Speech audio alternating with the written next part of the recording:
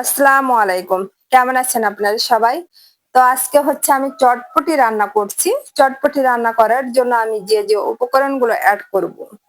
কিছুটা পেঁয়াজ কুচি হচ্ছে আমি বাদামি কালার করে ভেজে নিয়েছি। আদা, রসুন, জিরে বাটা, রাঁধুনি চটপটির মসল্লা, কিছুটা পরিমাণ হচ্ছে হলুদের গুঁড়ো, স্বাদ মতো লবণ, শুকনো মরিচের গুঁড়ো দিয়ে মশলাটাকে ভালো মতো কষিয়ে নিতে হবে। মশলাটা যখন হচ্ছে কষানো হয়ে যাবে আমি দিয়ে দিব হচ্ছে গরুর মাংস ছোট টুকরো টুকরো করে রেখেছিলাম। এবার হচ্ছে মাংসটা দিয়ে আমি মাংসটাকে হচ্ছে ভালো মতো কষিয়ে নিব। মাংসটা অবশ্যই এদিকে হচ্ছে লক্ষ্য রাখতে হবে। মাংসটা মানে কষানোর পরে কিন্তু হচ্ছে ডিপেন্ড করে হচ্ছে মাংসের স্বাদ কতটা হচ্ছে বেড়ে যাবে। তো মাংসটা হচ্ছে আমার কষানো হয়ে গেছে। এবার হচ্ছে আমি দিয়ে দিব মটর সিদ্ধ করে রেখেছিলাম আর ২-৪টা আলু। তো হচ্ছে আমি দিয়ে দিলাম। তো এটাকে ভালো মতো হচ্ছে নেড়ে চেড়ে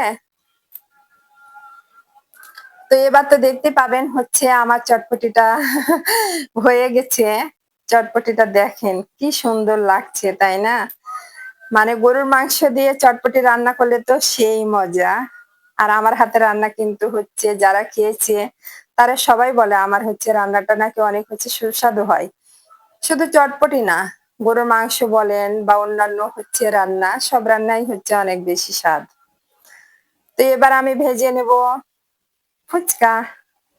তা আমার ফুচকা ভাজাগুলো দেখছেন কি সুন্দর হয়েছে। তো অনেকে ভাববেন যে নিজের প্রশংসা হচ্ছে আপু নিজেই করেন। এখন বলেন তো, আমি হচ্ছে রান্নাটা করি অনেক কষ্ট করে করি, সেটাকে আবার ভিডিও করি।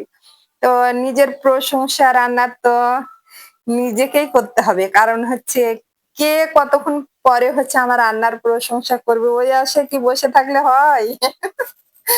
তাই আমি হচ্ছে নিজেই প্রশংসা করছি। যাই হোক, আপনারা কিছু মনে করেন না। তো আমি যেভাবে হচ্ছে চটপটিটা রান্না করলাম অবশ্যই আপনারা বাসাতে ট্রাই করবেন।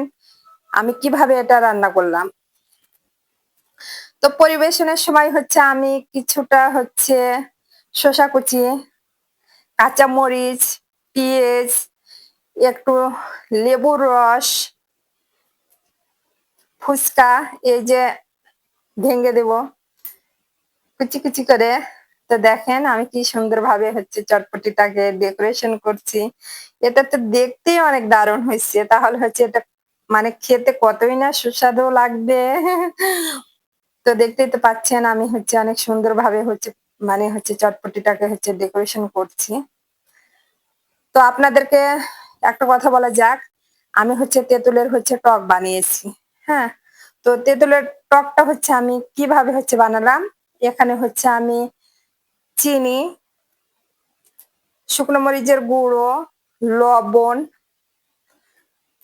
ধনে জিরের হচ্ছে গুঁড়ো, শুকনো মরিচ দিয়ে হচ্ছে আমি তেঁতুলের টকটা বানিয়েছি।